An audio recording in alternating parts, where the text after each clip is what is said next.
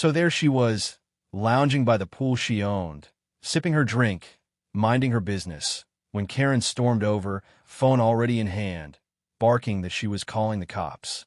Why? Because Karen didn't believe a black woman could live in that neighborhood, let alone own the house behind that pool. But what Karen didn't know, the woman's husband and attorney was watching it all unfold. And he wasn't just any lawyer. He had something that would flip this entire situation upside down. I watched from my windowsill as the scene unfolded in real time. The sun was beginning its descent over a polished, suburban afternoon when Karen's shrill demands shattered the calm. Every word she spat out was laced with prejudice and entitlement. At first, the poolside gathering had seemed like an ordinary moment of relaxation and community enjoyment. Yet in an instant, Karen's baseless fury turned it into a battleground of public shame and private defiance. Unbeknownst to Karen, I had been sitting there with a laptop, documenting her every move. My wife, Tamika, sat by my side, a quiet but unyielding pillar of strength, while I recorded the utter absurdity of it all. I had always prided myself on standing up for our family, and being both a dedicated attorney and a husband of a brilliant, self-made woman meant that I couldn't sit on the sidelines any longer. As Karen ranted about how this pool shouldn't have black owners and how she would make sure justice was served, I could feel the tide turning inside me. The shock on her face as I prepared to speak up from across the pool would be priceless. Tonight was not going to end with Karen's baseless call landing yet another round of fines against my wife. No, the hour had come to reset the power dynamic in our community once and for all. I knew that Karen's ignorance was no match for a well-prepared rebuttal built on the pillars of truth, law, and undeniable evidence. And as the last light of the setting sun danced across the water, I clicked record, ready to flip the script in a way that would leave her speechless and expose her true colors for everyone to see. Our neighborhood, Preston Lakes, was the picture of suburban perfection. Wide, winding streets, lined with architecturally identical homes and meticulously trimmed hedges were the norm. Every resident was expected to conform to a strict set of aesthetic and behavioral guidelines, all overseen by our Vigilant Homeowners Association. This rigid conformity, policed by a cadre of self-appointed enforcers, had earned both respect and resentment in equal measure. At the center of this regime was Karen Simmons, known to all as HOA Karen. In her early 50s, Karen was a force of nature in a perfectly pressed blazer and sensible shoes. Armed with her ever-present clipboard and smartphone, she patrolled Preston Lakes with a relentless determination to uphold what she considered community decency. Every minute detail, the angle of a mailbox, the shade of a garden gnome, even the length of the grass, was subject to her approval, and any deviation from the norm was met with swift and often public discipline. In stark contrast, my wife, Simone Johnson, and I have always believed in carving our own path. Simone, a self-made entrepreneur who owns a stunning poolside estate in the heart of our community, exemplifies grace and resilience.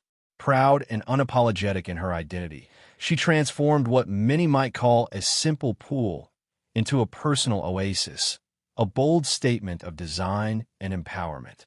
The pool, set against a backdrop of vibrant landscaping and contemporary architecture, was a testament to our belief that beauty thrives in diversity. Simone's success and the statement she made with her home were a constant reminder that our world was big enough for all kinds of dreams, even if they didn't always align with the narrow vision of our HOA. I, too, have a dual life. By day, I practice law, fighting for justice and defending the rights of the underrepresented. By night, I stand by Simone's side as her most ardent supporter, capturing every injustice that might undermine our hard-won independence. Our home, though situated within Preston Lakes, has always been our sanctuary, a realm where personal expression is not only allowed, but celebrated. We pride ourselves on our refusal to bend to outdated standards, and our pool is an integral part of that story. But lately, a new chapter had begun, one that threatened our peaceful existence. Karen's latest outburst, targeting Simone at our own pool, was the final straw. It was not just an attack on my wife. It was an assault on our freedom as homeowners. The very idea that someone could call the cops simply because they didn't believe a black woman could own such a beautiful property was not only infuriating, it was unacceptable. Our community had seen conflicts before, but none were as personal as this. Behind the calm exterior that Simone exuded lay a fierce determination to defend our rights and dignity.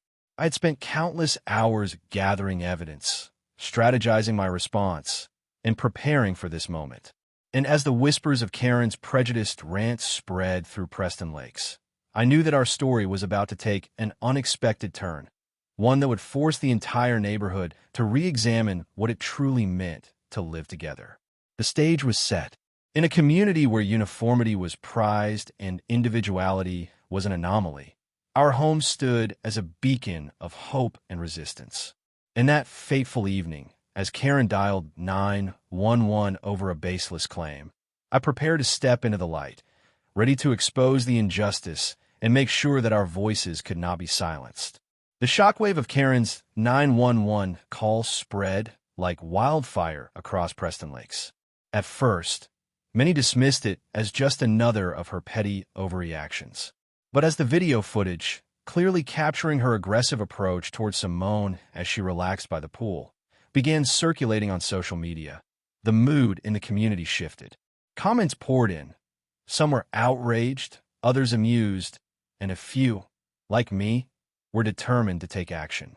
I knew Karen's actions were rooted in bias, an outdated, prejudiced view that a black woman should not be the proud owner of her own home, let alone entertain guests by her pool. My wife, calm and composed even in the face of blatant racism, simply continued enjoying her day. But behind her serene gaze was the quiet intensity of someone who was fed up and ready to reclaim her dignity. I'd been documenting everything, recording her call, capturing every angry word, every sneer. The evidence was undeniable. I spent hours discussing the incident with my closest friends and allies, neighbors who had grown tired of the HOA's oppressive policies and Karen's unyielding enforcement. Many recalled similar instances where Karen had overstepped her boundaries, yet none had dared to challenge her open-handedly. But this time, the stakes were higher. This was not simply a matter of enforcing uniformity. It was a battle for respect and the recognition of inherent rights. Determined to force change, I set about planning my response. The first step was to ensure that the full story, complete with every grim detail of Karen's baseless intervention, reached every corner of Preston Lakes. I edited the footage into a concise, hard-hitting video and uploaded it to our community forum and social media channels. Within hours, it had gone viral locally, with the hashtag #PoolJustice trending among residents tired of arbitrary enforcement. Simultaneously, I mobilized legal and community resources. As a practicing attorney, I knew that Karen's actions were not only morally reprehensible, they were legally indefensible. I consulted with civil rights experts, gathered precedents of similar cases, and prepared a detailed legal brief outlining the discriminatory nature of Karen's behavior. I sent this documentation to the local news stations and promised that if the HOA failed to act, we would pursue further legal remedies to protect our rights. But my plan wasn't just about legal battles and digital virality. I believed in the power of community action. I began organizing informal meetings with other homeowners, encouraging them to share their own encounters with arbitrary fines and intrusive behavior. People came forward with stories that spanned years, tales of petty fines for trivial matters and whispered warnings from neighbors who feared crossing the line. These meetings ignited a sense of unity among those who believe that our community should be a place of respect, tolerance, and creativity, rather than a prison of outdated rules. The tension was palpable as the next HOA board meeting loomed. I braced myself for what I knew would be a confrontation not just with Karen, but with the entire system that allowed her unchecked power. My digital dossier, a collection of my video footage, legal analyses, and community testimonials, was meticulously compiled. Every piece of evidence reinforced one undeniable truth. Karen's baseless invasion of our privacy and her discriminatory actions had no place in Preston Lakes. In quiet moments, as I reviewed the dossier, I reflected on what this struggle represented. It wasn't merely about a single 911 call or a baseless complaint. It was about the right of every homeowner, regardless of race, to live freely, to entertain guests, and to enjoy the fruits of one's labor without fear of harassment. The battle for justice was no longer confined to my personal space. It had become a rallying cry for an entire community that had long been muted by fear and bureaucratic oppression. And so, with a burning determination in my heart, I resolved to take the next step, to force the HOA board to hold a public hearing on this matter, a final showdown where every voice could be heard and every piece of evidence would be laid bare. I knew that if the board did not act, the oppressive legacy of arbitrary fines and discriminatory enforcement would only continue to fester in our community.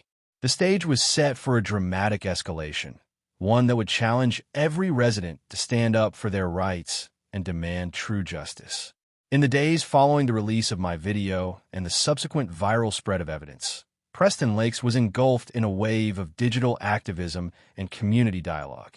Social media platforms buzzed with hashtags such as hashtag #PoolJustice, hashtag KarenExposed, and hashtag StandWithSimone, each post reinforcing the community's growing discontent with Karen's discriminatory enforcement. Neighbors who had once remained silent under the threat of fines began to speak up, sharing their own stories of arbitrary harassment and unjust treatment by the HOA. Local news channels were quick to seize upon the story. Reporters arrived on the scene, capturing footage of a gathering at Simone's pool and interviewing residents who expressed their shock and support. It's incredible to see someone stand up for her rights, and for us all, one anchor remarked on live television. The narrative rapidly evolved from a single incident to a broader indictment of an HOA system that, many argued, was steeped in prejudice and outdated rules. Within the HOA board, tensions that had long been simmering began to boil over. Emergency meetings were called behind closed doors as board members debated the fallout from Karen's 911 call and my subsequent digital expose. The leaked minutes revealed a deep rift. Older members, who had long supported strict enforcement, clashed with younger board members who questioned whether such draconian measures were truly in the community's best interest. We cannot allow personal bias to dictate the rules of our neighborhood. One board member was quoted as saying in a leaked memo. The internal discord quickly spilled into the public domain as residents demanded accountability and transparency. I continued to update my digital dossier, posting additional evidence gathered from private conversations, security camera footage, and even expert opinions from local civil rights advocates. Every piece of evidence that surfaced added weight to our cause. Community forums erupted with passionate debates. Some residents, formerly loyal to the HOA's stringent policies, began questioning the legitimacy of fines and the very concept of enforced uniformity. Our community should be a place of diversity and freedom, not a museum of conformity, one forum post read, echoing the sentiment that was now sweeping through Preston Lakes. Pressure on the HOA board mounted as online petitions against discriminatory enforcement gathered thousands of signatures. Influential local bloggers and activists began writing editorials praising my stand, arguing that Karen's actions were not just about a misplaced 911 call. They were emblematic of a much larger failure to protect individual rights in our community. When one woman's prejudice is given power to dictate the behavior of an entire neighborhood, one blogger wrote, it is up to all of us to push back. The digital movement was undeniable, and every shared piece of evidence reinforced the idea that if the HOA did not act decisively, then the era of arbitrary fines and personal vendettas would continue unabated. As the tension reached a fever pitch, the HOA board finally announced that a final public hearing would be held to address the incident. The announcement was met with a mixture of relief and determination from the community. Over the next few days, neighbors organized informal meetings, distributed flyers, and even held small rallies outside the community center. The energy was electric, a palpable sense of anticipation that the time for change was at hand. On the eve of the hearing, I could hardly sleep. I reviewed every detail of my digital dossier, ensuring that every recorded moment and every piece of evidence was in perfect order. I reached out to a few key allies, residents, legal experts, and community leaders, to reconfirm their support and remind them that the outcome of this hearing would determine the future of our neighborhood. The message was clear. If the HOA board did not stand up against arbitrary discrimination and abuse of power, then our rights and our community's soul would be compromised forever. The night before the hearing, as I sat in my study, surrounded by printed evidence and glowing screens, I reflected on the journey that had brought us to this critical moment. This wasn't just a battle about a 911 call or a pool dispute. It was a fight for dignity, for justice, and for the right of every resident, regardless of skin color or background, to live freely and proudly in our community. And with every passing minute, the digital evidence, the online outcry, and the collective will of our community grew stronger. Finally, the day of the hearing arrived. The community center was packed with residents, each one determined that this would be the turning point. The stage was set for a dramatic showdown that promised to redefine the balance of power in Preston Lakes. It was clear that the digital evidence, the passionate testimonies, and the unyielding support of a united community would force the HOA board to confront the blatant abuse of power that had been allowed to fester for far too long. The decisive moment came on a cool, clear morning in the packed boardroom at the Preston Lakes Community Center. The room was filled with HOA officials, local law enforcement representatives, community leaders, and an impassioned assembly of residents. Every face a portrait of determination and resolve. With a calm yet firm voice, Councilwoman Denise Williams stepped up to the podium, ready to deliver a verdict that would resonate far beyond that room. After thoroughly reviewing all digital evidence, including time-stamped security footage, detailed logs, and the heartfelt testimonies of our residents, we have reached an undeniable conclusion. Councilwoman Williams began, her voice steady and authoritative. It is abundantly clear that the 911 call made by Mrs. Karen Simmons regarding the pool incident was driven not by genuine public safety concerns, but by personal bias and discriminatory intent. No one should be subjected to harassment simply because they own their property and live their life on their own terms. A heavy silence fell over the room as Williams continued. Effective immediately, the HOA board will rescind any sanctions imposed as a result of this incident, and we will launch a full disciplinary review of the policies that have allowed such abuse of power to flourish. Furthermore, new guidelines will be implemented to protect the rights of every resident and to ensure that no one's personal freedoms are compromised by baseless complaints. Her words struck a chord, and murmurs of agreement rippled through the assembly. At that pivotal moment, a respected community advocate, renowned for his unwavering commitment to justice, rose to address the crowd. "Today, we stand united," he declared, his voice strong and impassioned. "No resident in Preston Lakes should be forced to defend their right to enjoy their own property against prejudice and unwarranted interference. This is not just about a misplaced 911 call. It is a clear signal that we demand accountability from those entrusted with enforcing our community standards. Let this be the turning point where we put an end to arbitrary discrimination and reclaim our right to live without fear." His stirring words were met with a thunderous round of applause, uniting everyone in a collective call for reform.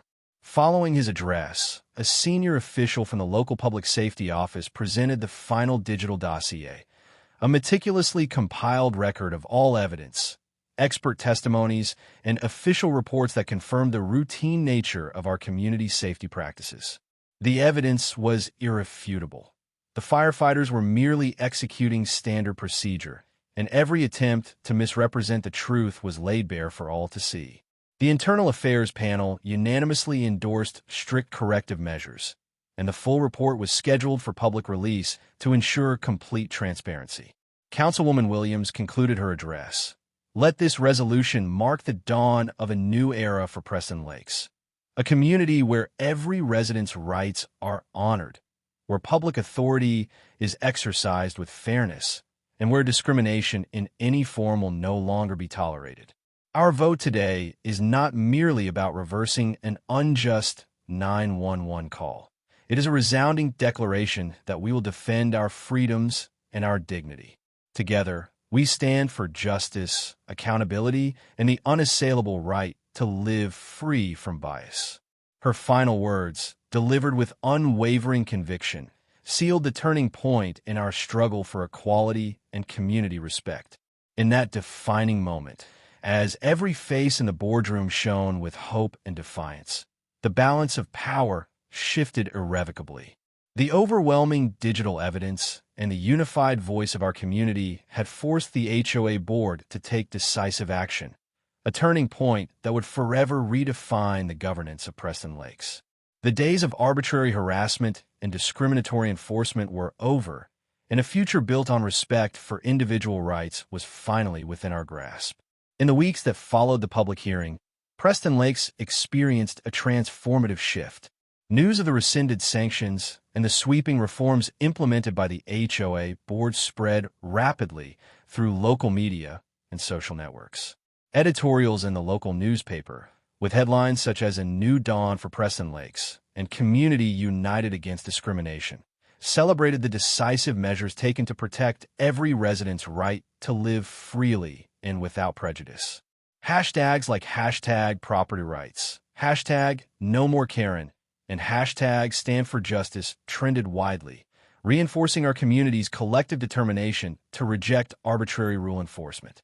Town hall meetings and community forums were filled to capacity as residents came forward to share their experiences and to envision a future where individual expression and property rights were respected above all else. Neighbors who had long endured fear and indignity at the hands of biased enforcers now spoke openly with pride about reclaiming their autonomy. "Our homes and our lives are our own," one impassioned speaker declared at a bustling meeting, his words echoing through the crowded hall. The atmosphere was charged with hope, a promise that Preston Lakes would always be a sanctuary for those who believed in fairness and equality. Within the reformed HOA board and local public safety departments, comprehensive changes were swiftly implemented. Senior officials, led by Director James Carter and Lieutenant Marcus Reed, instituted rigorous training programs centered on ethical conduct, cultural sensitivity, and a responsible management of community resources. Regular internal audits and transparent disciplinary processes were established to ensure that every complaint would be meticulously reviewed and that no resident would ever again be subjected to the caprices of personal bias. Our duty is to safeguard the rights and dignity of every member of our community, Lieutenant Reed affirmed in a follow-up press conference, echoing the renewed commitment to justice and accountability. Community leaders and local advocacy groups mobilized further, organizing workshops, public forums, and awareness campaigns that highlighted the importance of defending property rights and countering discrimination.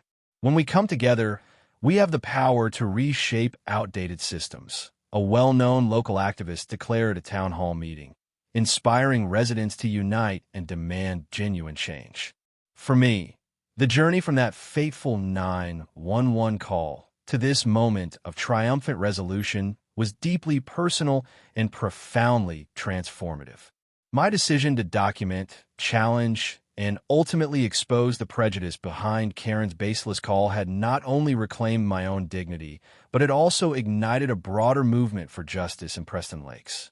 Neighbors who had once cowered in silence now shared their stories of resilience and defiance, and together our collective digital voice became a beacon of hope, a rallying cry for every resident who believed that property rights and human dignity were non-negotiable. Karen Simmons, once the feared enforcer of the HOA's oppressive regulations, was now a cautionary tale, an example of what happens when personal bias is allowed to masquerade as civic duty. Her influence dwindled rapidly as digital records of her past transgressions surfaced and circulated widely, underscoring the critical need for reform and the dangers of unchecked authority. At a final celebratory event held in the Central Park of Preston Lakes, residents, local officials, and community advocates gathered beneath the golden glow of the setting sun. A large banner reading "Unity, Freedom, and Justice" was unfurled between towering oaks, and heartfelt speeches filled the air with promises of a better, more inclusive future. Today, we celebrate the victory of our rights over the tyranny of discrimination and arbitrary rule, Councilwoman Williams proclaimed, her voice unwavering and inspiring. The standing ovation that followed was a powerful affirmation of our collective determination to protect our freedoms and to ensure that every resident in Preston Lakes could live with dignity. As each new day dawned over our transformed community, the legacy of that pivotal confrontation endured as a beacon of transformative change. The story of how a prejudiced 911 call was met with unwavering resolve, and how my wife's quiet grace and my firm action turned that moment into a defining victory for justice, became a rallying cry for every resident. Every sunrise now carried with it the promise that in Preston Lakes, truth, equality, and freedom would forever prevail. In the end, what began as a personal battle against baseless prejudice evolved into a watershed moment for our entire community. We emerged more united, more vigilant, and more resolute in protecting our rights. And as the sun rose each morning over Preston Lakes, it carried with it the enduring promise that our community would forever be a place where fairness, respect, and individual dignity were cherished above all else.